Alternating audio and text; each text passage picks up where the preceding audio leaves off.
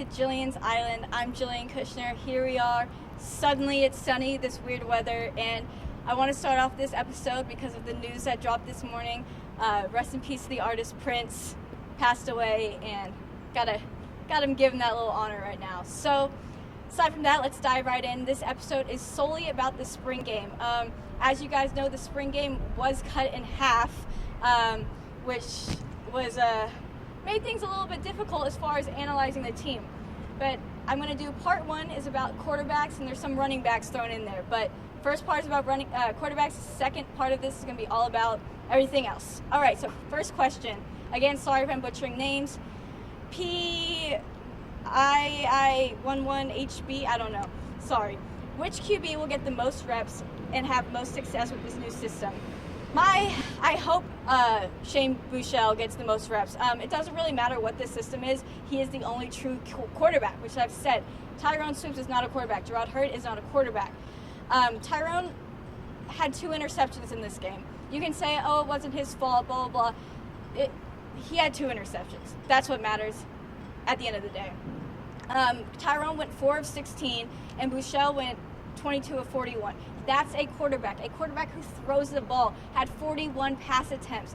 That is what a quarterback looks like. A quarterback does not throw 16 times and a half.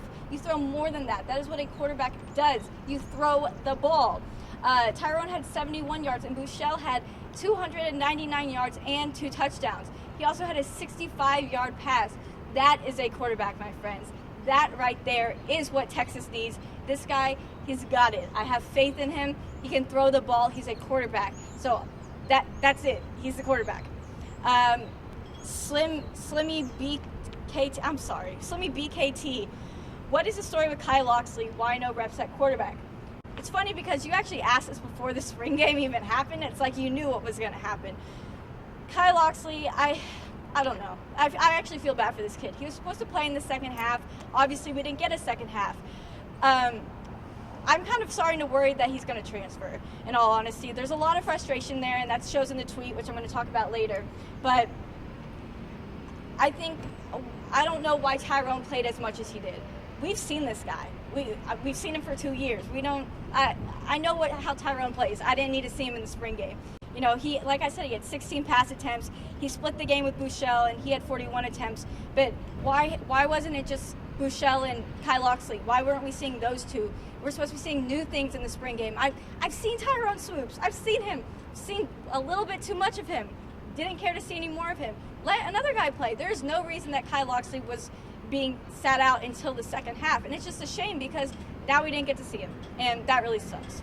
All right, another Kyle Loxley from Halo Man. Any idea on how Kyle Loxley was going to factor into the second half had he been played?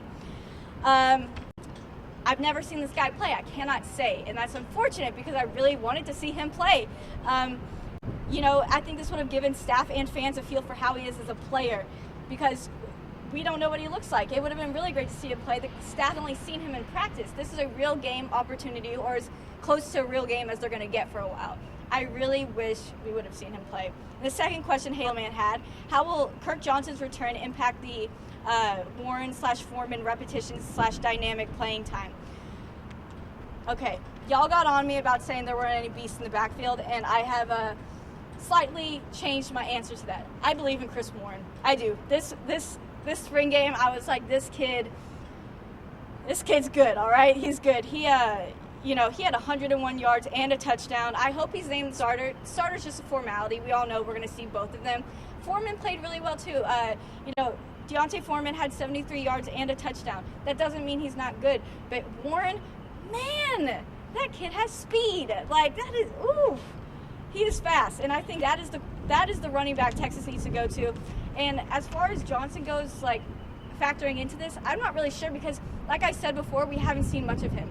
So, is he going to play? I'm sure because, Warren and Foreman are going to get tired. But I don't know if Kirk Johnson's good. I don't know if he's bad. I don't know anything about this guy. We've barely seen him.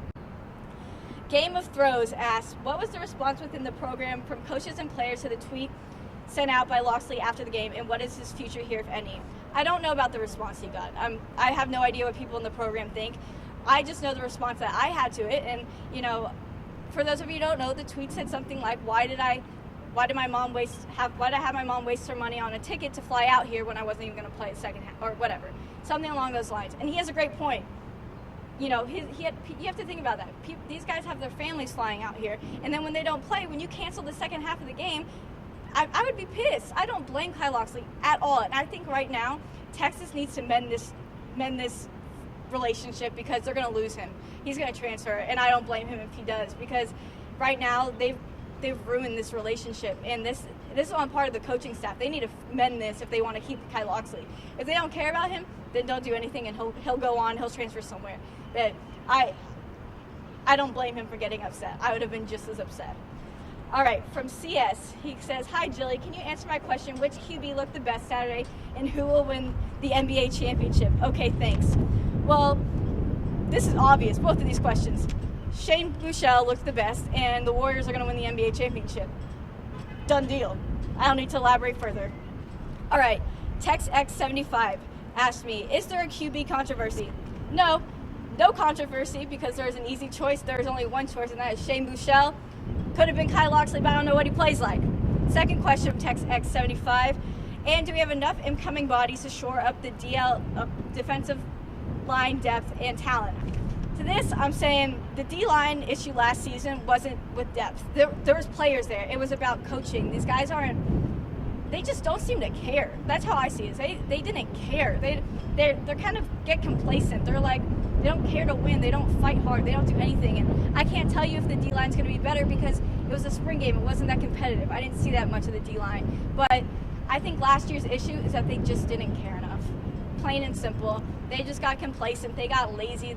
Maybe they're tired. I can't talk, but they got complacent and they just got okay with losing like that. And it kind of sucks, but that's the D-line issue last year. Hopefully something's going to change this year, but I don't think it has anything to do with depth. I think it just has to do with if you guys really want to win. And that they'd get through when you're losing, when you're down in the second half, you kind of just go, well, we're already going to lose, so why even bother? And that's a shame, because I think there was a lot of games last season that Texas could have recovered from in the second half, and they didn't because people didn't play hard enough to want to win, and I think the D-line is a big part of that.